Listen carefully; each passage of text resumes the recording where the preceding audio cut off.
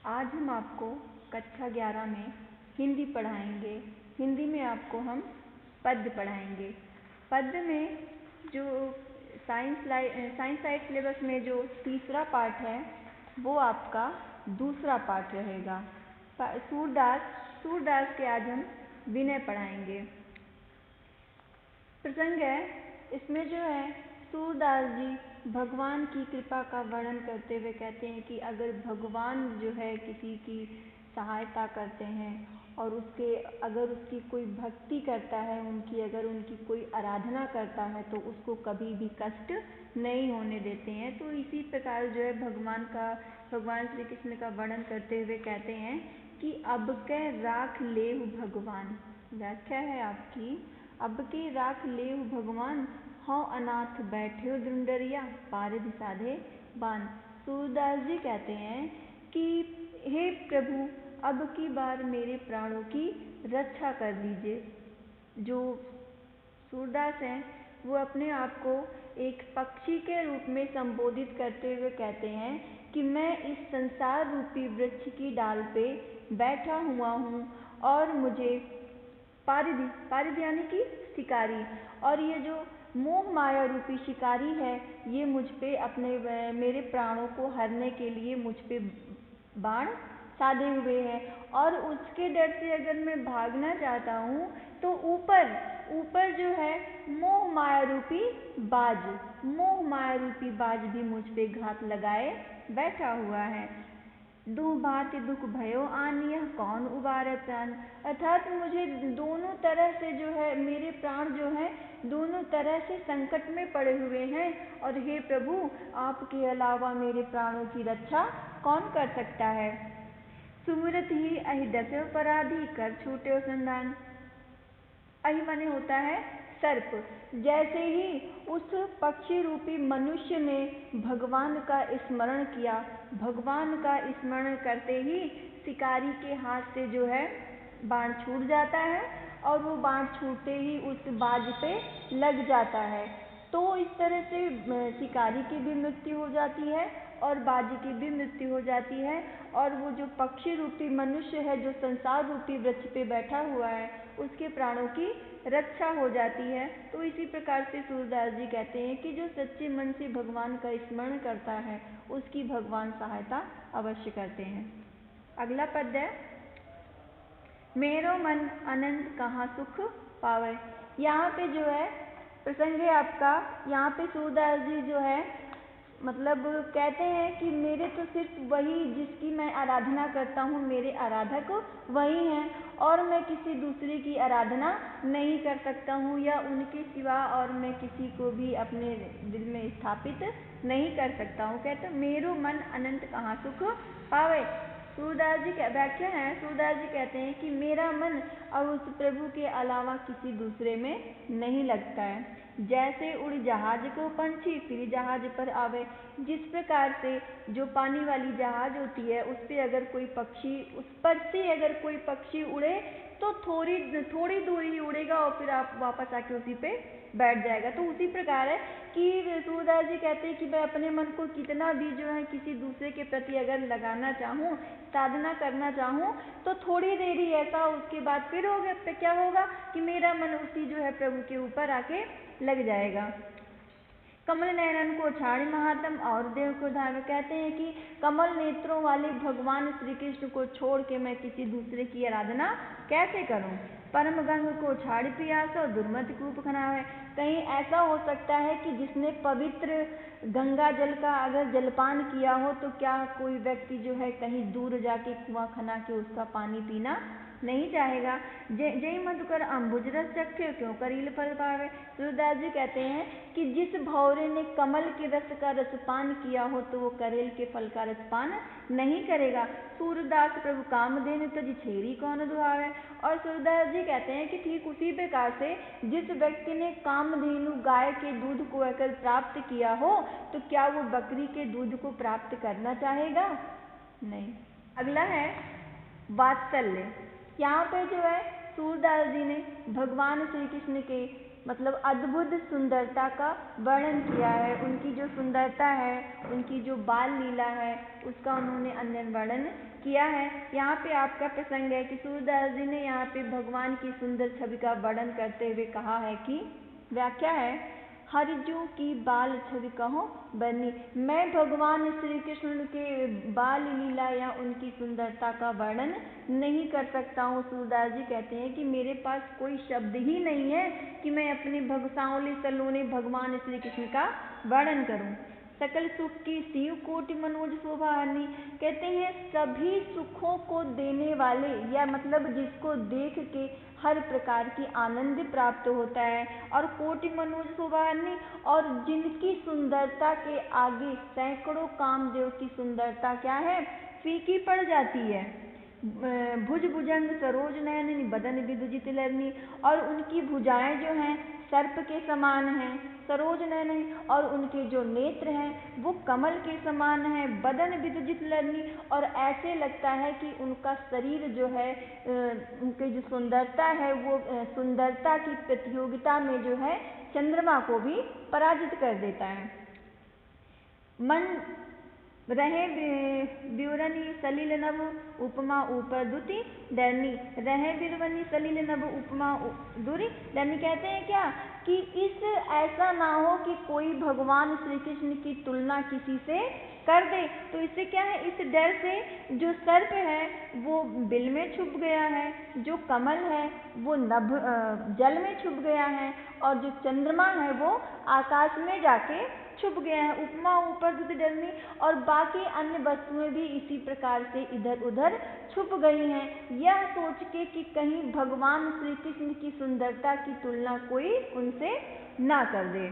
मंजु मेचक मृदुल तनु अनुरत भूषण भरनी, और उनकी सुंदरता, उनके शरीर की सुंदरता, उनके शरीर की सुंदरता पे उनके आभूषण क्या हैं, और भी अत्यधिक शोभित होते हैं। तो उनका शरीर ही इतना सुंदर है, सांवले सलोने भगवान श्री कृष्ण स्वयं ही इतने सुंदर हैं, और फिर जो उन्होंने आभूषण धारण किया है उससे उनकी सुंदरता और भी बढ़ गई है। इसी प्रकार इसी को स्पष्ट करते हुए कहते हैं कि मानव सुभग श्रृंगार सिर तर फर अद्भुत फनी। मानव, जैसा कि आपको बताया गया है कि जो उत्प्रेक्षा अलंकार होता है उसमें मनु मानो जनु जानो आदि जो है शब्दों का प्रयोग होता है। तो देखिए यहाँ पे जो है आपका उत्प्रेक्षा अलंकार है, लिखा है ना, मानो सुभग श्रृंगार से उतरनी, और मानो ऐसा लग रहा है कि किसी श्रृंगार के वृक्ष पे सुंदरता रूपी आभूषण के फल लगे हुए हैं।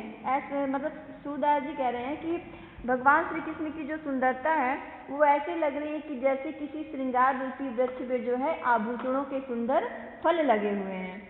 चलत पद प्रतिबिंब मणि आंगन गुठवन करनी, और जब भगवान श्री कृष्ण जो है घुटनों के बल नंद बाबा के मणि युक्त आंगन में जब खेलते हैं तो जलज संपुट सुभग छवि भरी नीर लेत उर्जन धरनी, और तब ऐसा लगता है कि पृथ्वी ने कमल रूपी दोनों को स्थापित कर दिया है भगवान श्री कृष्ण को बैठने के लिए, जिसको वो अपने हृदय से लगाए हुए हैं। फिर से देख लीजिए एक बार ये लाइन, ऐसा लगता है कि जैसे पृथ्वी जो है कमल के दोनों को स्थापित कर दी है भगवान श्री कृष्ण के बैठने के लिए, और उनको अपने हृदय से लगाए हुए है। ये उस समय को बता रहे हैं जब भगवान श्री कृष्ण जो है घुटनों के बल जो है नंद बाबा के मणियुक्त आंगन में जब चलते हैं, तब उसकी उपमा दी है कि ऐसा लगता है कि जैसे पृथ्वी जो है कमल रूपी दोनों को वहाँ पे बिछाए हुए हैं भगवान श्री कृष्ण को बैठने के लिए, और देखने में ऐसा प्रतीत हो रहा है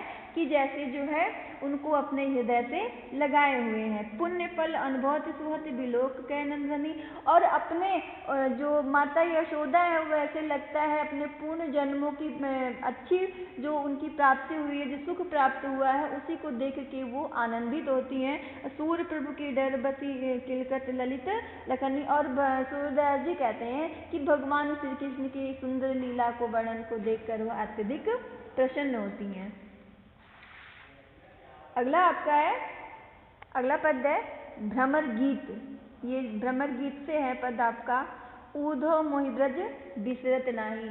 अब यहाँ पे जो है भगवान श्री कृष्ण जो है उद्धव से जो ब्रज को भूल नहीं पाते हैं, ब्रज की स्मृति उनको हमेशा आती है, उसी बात को जो है बताते हुए कहते हैं कि ऊधो मोहि ब्रज बिसरत नाही। प्रसंग है इसका कि श्री कृष्ण भगवान जो है उद्धव से ब्रज के बारे में, ब्रज की स्मृति आते ही वहाँ के बारे में उनको बताते हैं कि ऊधव मोहि ब्रज बिसरत नाही। व्याख्या है, भगवान श्री कृष्ण जो है उद्धव से कहते हैं कि हे उद्धव, मुझे ब्रज की स्मृति जो है हमेशा आती है, वे ब्रज की जो है याद जो है उसको भुला नहीं पाते। हंस सुता की सुंदर कगरी और कुंजन की छाव। हंस सुता यानी कि यमुना जी, और कगरी माने होता है तट, तो वो यमुना का सुंदर शीतल किनारा और वो कुंजों की छाव, वह सुरभ वह बच्छ दोहनी खरिक दुहावन जाए, और वे गाय और उनके सुंदर बछड़े और वो गौशाला को दूध दूहने जाना। ग्वाल बाल मिल करत कुलाहल नाचत गई गई बाएं, और ग्वाल बाल के साथ सुर शराबा करना और उनके गले में बाहें डाल करके खेलना। ये इतनी बातें उन्होंने बताया है कि ये सब मुझको याद आता है। क्या क्या है? बोलते हैं कि यमुना का सुंदर किनारा, कुंजों की शीतल छाँव, गाय और गाय के बछड़े और वो गौशाला को दूध दुहाने जाना, और ग्वाल बाल के साथ गले में हाथ डालकर खेलना, ये सब की स्मृति उन्हें नहीं भुलाती है। यह मथुरा कंचन की नगरी मणि मुक्ताहार जाए। कहते हैं कि यह मथुरा तो मणियों और मुक्ताहारों की मुक्ता और मोतियों की मुक्ताहारों की क्या है? नगरी है। लेकिन जब ही सूरत आवती वह सुख की जी उन्मत्त संतान। लेकिन कहते हैं भले ही मथुरा जो है सोने चांदी युक्त नगरी है, लेकिन जब मुझे ब्रज की याद आती है तो जो है मुझे क्या होता है, मेरा जी उन्मत्त और मेरा हृदय जो है विचलित हो जाता है।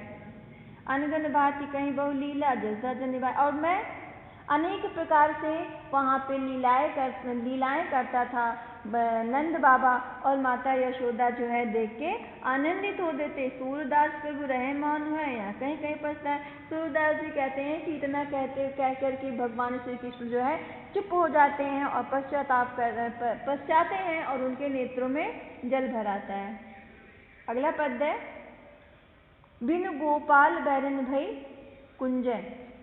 अब यहाँ पे जो है गोपियाँ जो हैं आपस में भगवान श्री कृष्ण के मथुरा चले जाने पे आपस में अपना वियोग व्यक्त करते हुए कहती हैं कि बिनु गोपाल बैरन भई कुंजय। भगवान गोपियाँ कहती हैं कि भगवान श्री कृष्ण के मथुरा चले जाने पे यह जो ब्रज है, ब्रज की लताएं हैं, जो बाग बगीचे हैं, ये सब क्या हैं? व्यर्थ हो चुके हैं। इनसे अब हमें कोई भी शीतलता प्रदान नहीं होती है। तब वह लता लगति तन शीतल, अब भई विषम जाल की पुंजय। जब भगवान श्री कृष्ण थे तब वह लता लगति तन शीतल, तब ये जो लताएं हैं ये क्या करती थी? शीतलता प्रदान करती थी। लेकिन अब भई विषम ज्वाल के पुंज, अब क्या है? ये मुझे अग्नि के समान प्रतीत होती हैं। वृथा बहति जमुना खग बोलत, वृथा कमल फूलनि अलि गुंजय। और कहते क्या है कि अब यह यमुना का जो बहना क्या है? व्यर्थ है। खग बोलत और पशु पक्षियों का बोलना भी क्या है? व्यर्थ है। और ये कमल के फूलों का भी खिलना व्यर्थ है, और कमल के फूलों के ऊपर भौरों का गुनगुनाना भी व्यर्थ है, क्योंकि अब भगवान श्री कृष्ण यहाँ पे नहीं है और सब चीज़ों में क्या है? उन्हें निरस्ता दिख रही है। अब किसी चीज़ में उन्हें जो है शीतलता प्रदान नहीं हो रही है, या वो गोपियाँ जो है किसी भी चीज़ को देख के आनंदित नहीं हो रही। पवन पान घर सार सजीवन, दधिसुत किरण भानु भई भुंजय। और क्या है? अब ऐसा लगता है कि हवा, कपूर, पान, ये सब क्या है? ये अब हमें जो है शीतलता प्रदान नहीं करते हैं। दधिसुत किरण भानु भई भुंजय। अब ऐसे लगता है कि चंद्रमा की शीतलता भी क्या है? भानु भई भुंजय, सूर्य के प्रकाश के किरणों की तरह हमें तपन प्रदान कर रही हैं, तपिश प्रदान कर रही हैं। यह उद्धव कहिए मादस, मदन मारी कह हमें लुंजय। और कहते हैं कि हे उद्धव, आप भगवान श्री कृष्ण में जाके कहिएगा कि ऐसा लगता है कि कामदेव ने अपने पुष्पों के बाणों से मार के हमें ऐसा लगता है कि क्या? हमारे शरीर को निष्क्रिय कर दिया है। ऐसा लगता है कि हमारे शरीर में जैसे प्राण ही नहीं है। सूरदास प्रभु तुम्हें दरस को मनोजोगत अखियाँ भई झुंझय। और सूरदास जी कहते हैं, गोपियाँ उद्धव से कहती हैं कि हे उद्धव, भगवान श्री कृष्ण के बिना अब क्या है, उनकी राह देखते देखते हमारी आंखें जो हैं पथरा गई हैं, हमारे नेत्रों के सामने ऐसा लगता है कि जैसे अंधकार छा गया है और हमारे नेत्रों में झाइयाँ पड़ गई हैं भगवान श्री कृष्ण का मार्ग देखते देखते। इसी के साथ आपका ये आज समाप्त होता है। अगला video Press the bell icon on the YouTube app and never miss another update.